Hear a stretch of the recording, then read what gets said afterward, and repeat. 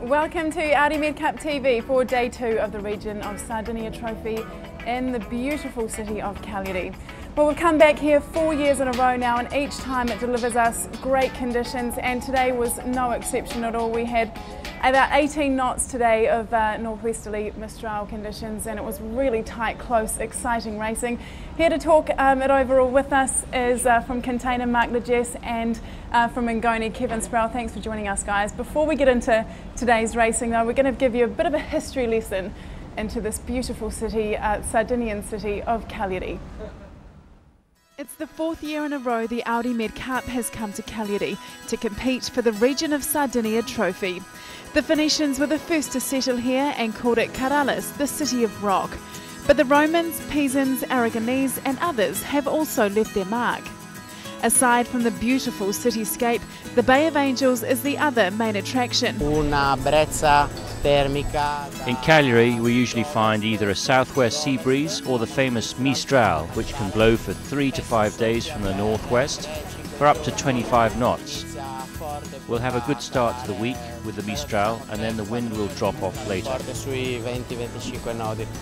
And its Mediterranean conditions are perfect to showcase the very best of sailing's Champions League.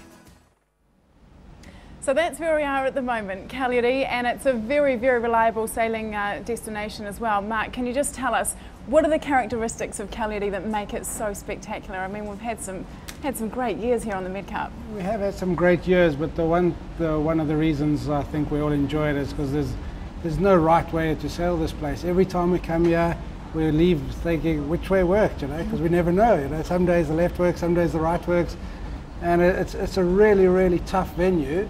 But the water's warm and the wind's strong, and it's great sailing. Well, Container was a perfect example of that. You guys came out flying yesterday and had a bit of a topsy-turvy day today.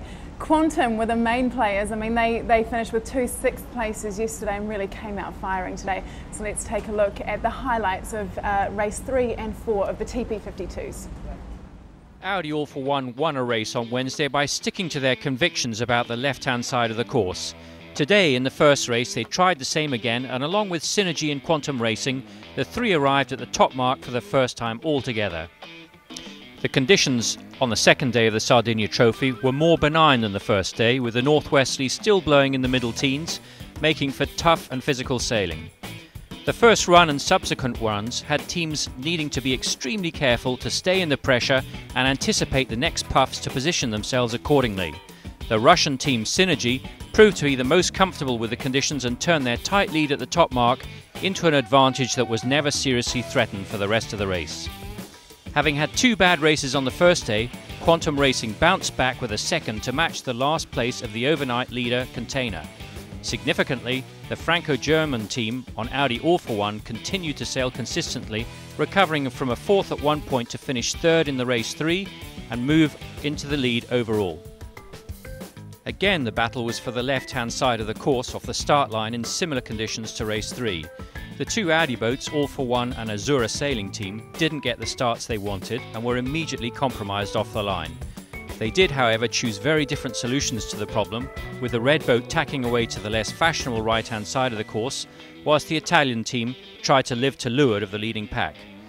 But it was Quantum Racing's afternoon, as they never put a foot wrong, starting well, sailing fast and smart to lead around the top mark and sail away with a comfortable win. Their first and second on the second day of the Sardinia Trophy now puts them back in 3rd place overall, as the overnight leader from last night had a mediocre race, finishing 4th. The biggest move of the afternoon, however, came from Bribon, who climbed from a poor start and first leg all the way back to second with some smart sailing downwind. Following the escape route taken by Audi All For One after the start, again sailed smartly and consistently, losing more distance on the first downwind leg but managing to recover impressively by tackling the best gusts of wind on the run to sneak into 3rd place just before the finish. The Franco-German boat now leads the Audi Med Cup going into the 3rd day. Well, Quantum Racing, what a turnaround today. Audi All For One still hold the top of the table. In fact, they've extended their lead today.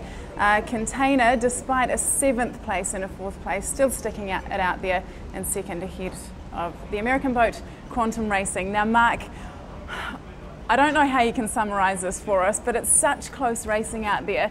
And you guys, you didn't have the best day today. You had a great day yesterday, and it was a complete change of fortunes for Quantum Racing. How can you explain this to us? Well, first of all, Quantum Racing's a pretty polished outfit, and they deserve to be leading the Audi Med Cup. They are really, really good.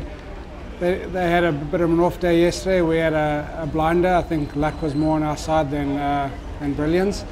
And today we didn't have such a good day, but if you look at the score sheet, every team's won a race, every team's come last, so it's just another day in the Med Cup.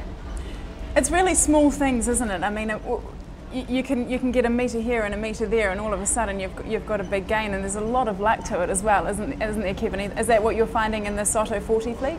I don't think it's luck. I think it's polished performances from Iberdrola, the top team in our fleet, and they're very smooth around the race course. There are tiny differences. I mean, today we had 2 races where the whole fleet was very close together all the way round, but they're just a little bit better at hoisting the spinnaker, dropping it, and all round a bit smoother, so it gets them to the front of the fleet at the end of the race.